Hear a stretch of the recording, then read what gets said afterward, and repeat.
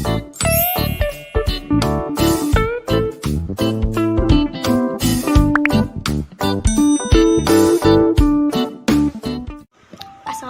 warahmatullahi wabarakatuh. Hai, nama saya Tri Amalia. Saya dari program studi Manajemen Pendidikan Islam dengan nomor induk mahasiswa 12010323613. Baiklah, di sini saya akan menjelaskan tentang etika dalam komunikasi organisasi untuk memenuhi ujian akhir semester mata kuliah komunikasi organisasi. Baik, berikut penjelasan yang akan saya berikan. Etika secara etimologi berasal dari kata Yunani yang etos yang berarti adat, kebiasaan, watak, atau perilaku. Sebagai suatu istilah, etika paling tidak mengandung dua arti, yaitu sebagai ilmu dan juga sebagai pedoman baik buruknya perilaku seseorang. Sebagai ilmu, etika berarti suatu disiplin pengetahuan yang merefleksikan masalah-masalah moral atau kesulitan secara kritis dan sistematis.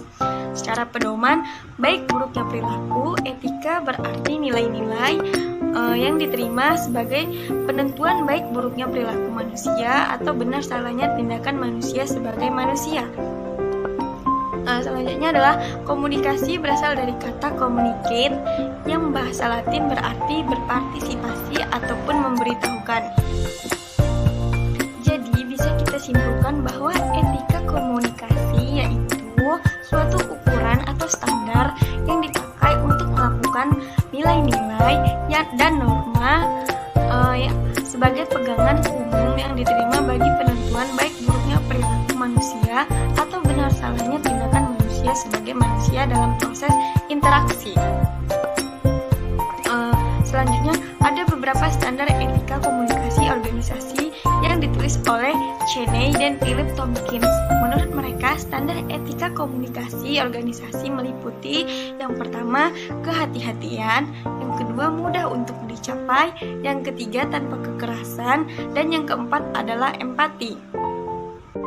Berikutnya adalah yang B, pedoman dari etika dalam komunikasi. Ada 5 pedoman penting dalam menilai perilaku etis. Makna yang lebih dalam dari setiap pedoman ini bagi orang-orang yang bekerja dalam organisasi yaitu sebagai 1. Memberikan andil kepada orang lain bila masuk akal untuk melakukan hal atau menghindari akibat-akibat yang membahayakan orang lain. Kedua, mematuhi kesepakatan dan perjanjian yang melebihi kesopanan atau keaturan. Yang ketiga, jangan hanya mematuhi hukuman dan menghindari keputusan dan tindakan yang tidak pantas. Yang keempat, mengambil keputusan dan melakukan tindakan yang sesuai dengan tuntutan moral dasar. Yang kelima, memelihara reputasi dan nama baik setiap orang. Penjelasan selanjutnya adalah bagian C, masalah etika dalam organisasi komunikasi. Masalah etika muncul dalam situasi yang melibatkan orang lain, tetapi seringkali organisasi lebih banyak menyoroti masalah etika ini daripada pihak-pihak lainnya. Pelanggaran terhadap etika yang telah diterima secara umum merupakan masalah yang harus diwaspadai dalam sebuah organisasi. Salah seorang dari tim manajemen Puncak berkata, tentu saja kejujuran merupakan salah satu kebijakan yang lebih baik.